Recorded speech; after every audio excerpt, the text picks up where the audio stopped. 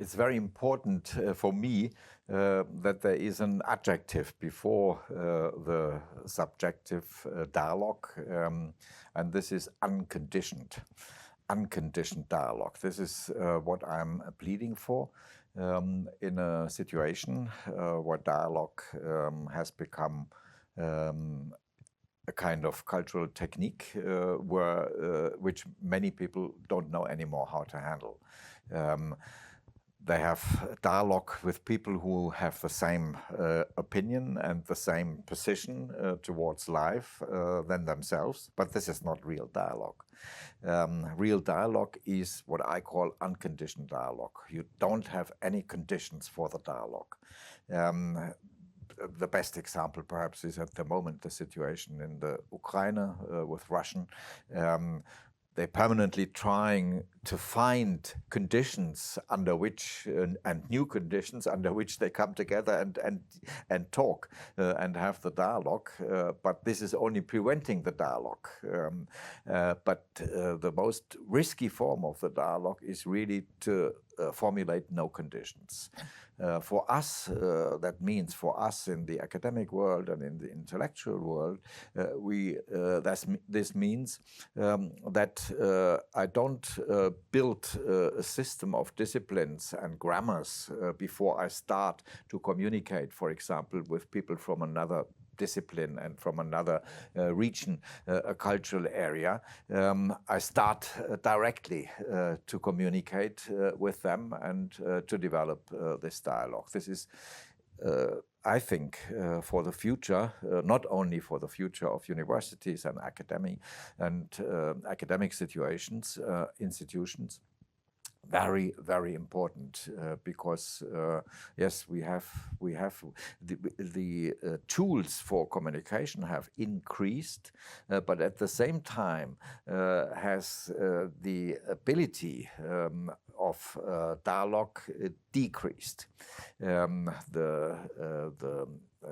Let's say the culture of dialogue is not so strong anymore as it used to be. This is one of the big problems we have at the moment in the world. But also in this field where we are moving through media art and so on, we need to learn this unconditioned dialogue to be able to develop our ideas further into a new situation. Is there any reference to Ramon Llull? Of course, there is a big reference to Ramon Llull because of course, you can criticize him a lot of what he did in his time because he was Christian and the Christian culture was for him the dominating culture, of course, compared with the Muslim and the Jewish culture and so on. But this is for me not so important. I know that and I have to take that for granted, but this is not so important. What he basically did was that he developed a kind of an ethic of technology. He used the idea of the paper machine, of an artificial logic system for an ethical purpose. And this is something I think which is extremely important. Let's compare it, let's jump into the present and let's compare it with what's happening now with artificial extelligences, as I call it, not artificial intelligence. This is completely the other way around.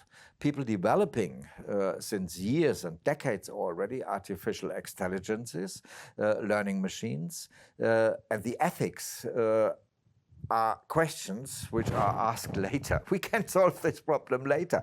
No, it has to be the other way around. Otherwise, the machines and the technologies are running away from us. They are much faster than we can think. And they are much faster in their development.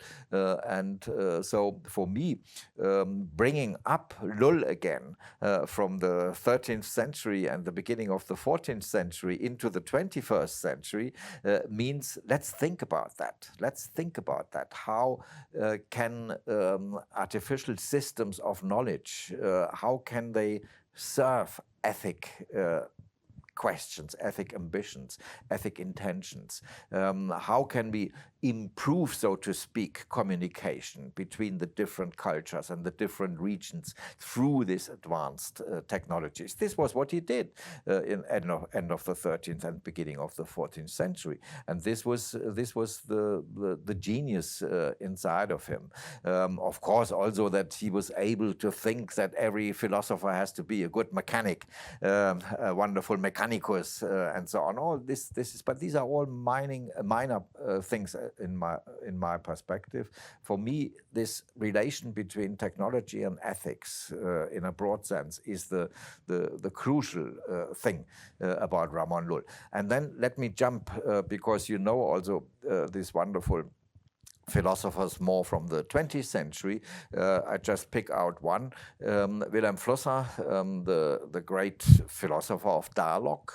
He was based very strongly on Martin Buber's philosophy, the Jewish philosopher Martin Buber, but he was also familiar with Emmanuel Levinas and other thinkers, whom we call philosophers of the dialogue. The dialogue as a principle, in this case thought by Jewish philosophers, the dialogue as a principle also to deal, to communicate, to exchange with people who are not necessarily on my side, but who come from somewhere completely else, even perhaps kind of enemies, kind of opposites. This is the amazing thing. It's especially at the moment, I think, where this huge war again is taking place in the Near East. This is a very crucial thing, that there are some excellent Jewish thinkers, Jewish philosophers in the 20th century who were able to think the unconditioned dialogue on the background of the experience of the Holocaust in the middle of the 20th century. This is something amazing. You know, Flusser, who also was dealing a lot with new technologies and everything, we know that there are thousands of books on that. And but his main issue was the question of dialogue. And when you asked him, how would you define something like a religious relation to the world? How would you define your relation to God as a substitute for the sovereign, for the sovereignty? He would say, he would have said, when I look into your face, I see God. This is the only way I can experience God. And this is a very deep thought on this idea of an unconditioned dialogue, which is very beautiful and which we should really carry into the 21st century and into the future.